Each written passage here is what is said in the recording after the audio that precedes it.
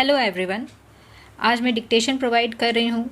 इस बार जो एग्ज़ाम हुई है 17 अप्रैल को, अभी जो मैटर है थोड़ी मिक्सअप है, बट यस अपकमिंग एग्ज़ाम के लिए आपके लिए हेल्पफुल होगी। तो ये डिक्टेशन आप प्रैक्टिस कर सकते हो। जब ओरिजिनल मैटर मेरे पास आएगी स्किल मैटर की, तो मैं आपको उसकी भी डिक्टेशन प्रोवाइड करवा दूँगी। ग्रेड डी की डिक्टेशन है ये। स्टार्ट करते हैं। 5 seconds.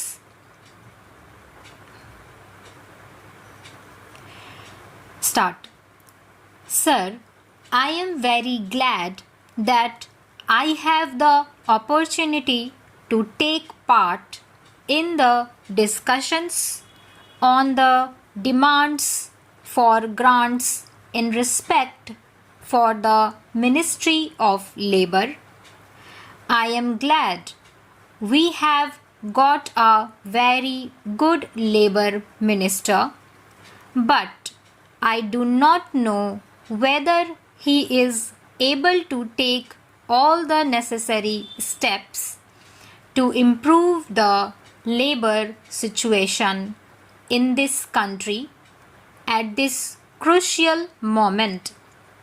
Sir, in the Labour Ministers' conference some time back, it was suggested that steps should be taken to enforce the minimum wages in the different industries.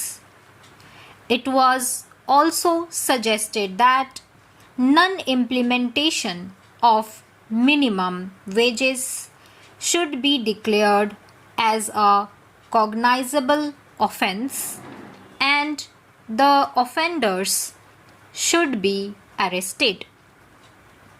However, it had been agreed at the conference that more deterrent punishment should be given to the offenders and that the act should be amended suitably. Necessary changes should have been made in the central legislation by this time. The Industrial Dispute Act had become outdated and it should be completely overhauled. Sir, if the administration of Provident Fund scheme at various levels has to be fully advantageous to the employees, there should be naturally be regional offices which could directly deal with the members of the fund who go in for advances, loans, etc. The present situation has offered an opportunity for the government to make necessary meaningful changes in a number of legislative measures which seek to protect and regulate the rights and working conditions of industrial workers and other employees. In fact, several clauses of the legislative measures have little relevance to the present day conditions. Regarding the Apprenticeship Act, once our Prime Minister said in the State Labour Ministers' Conference that the Apprenticeship Act had not been implemented vigorously. It had not been given a trial. Utilization of apprenticeship opportunities or filling such vacancies has not been uniform in all the states. Creation of skilled manpower has lagged behind the limits of possibilities. So, the more important point is that what is to be done with the trained manpower if it cannot find jobs. What is even more important is that there is a new sense of urgency and a will to get things done. With regard to this, the basic problem relates neither to the number of apprenticeship nor to the value of their stipends.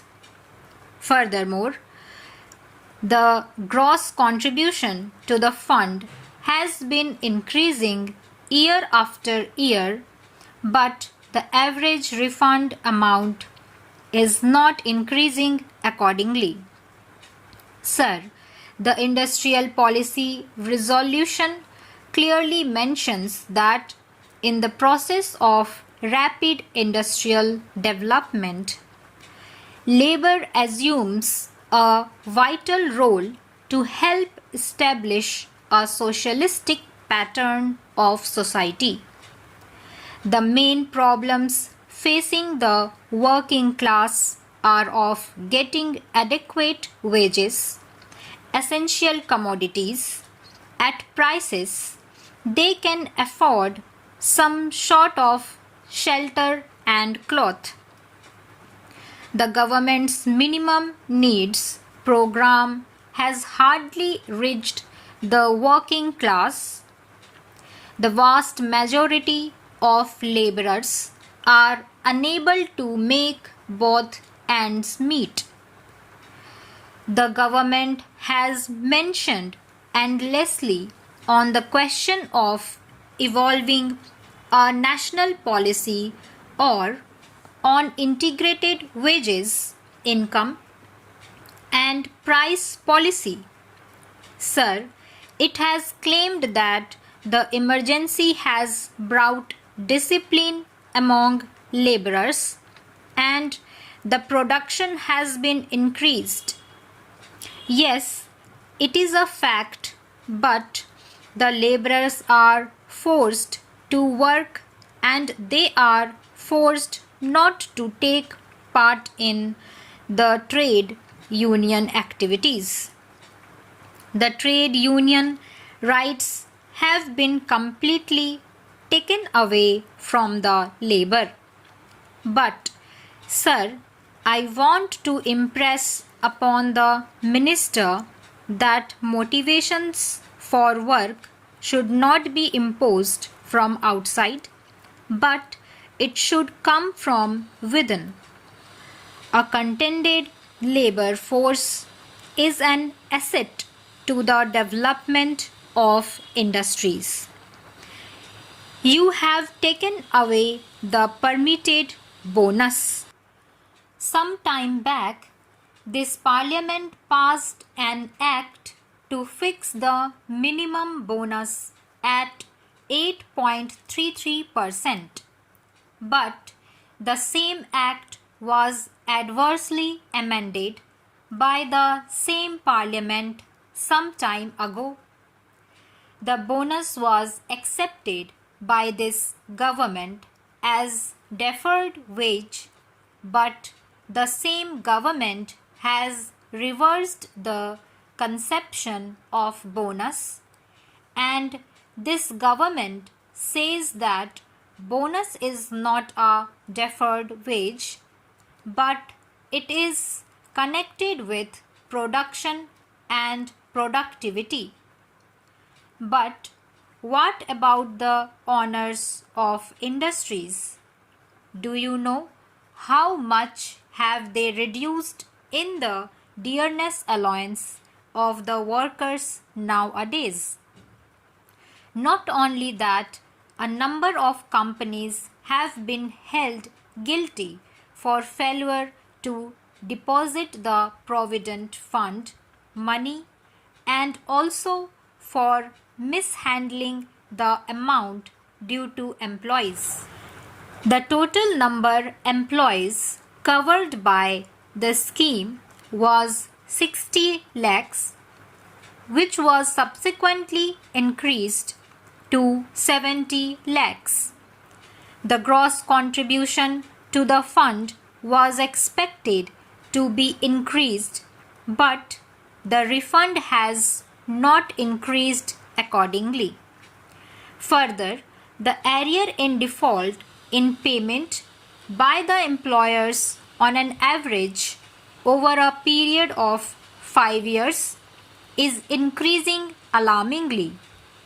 Such a situation calls for stringent regulation and control over the operation and administration of funds.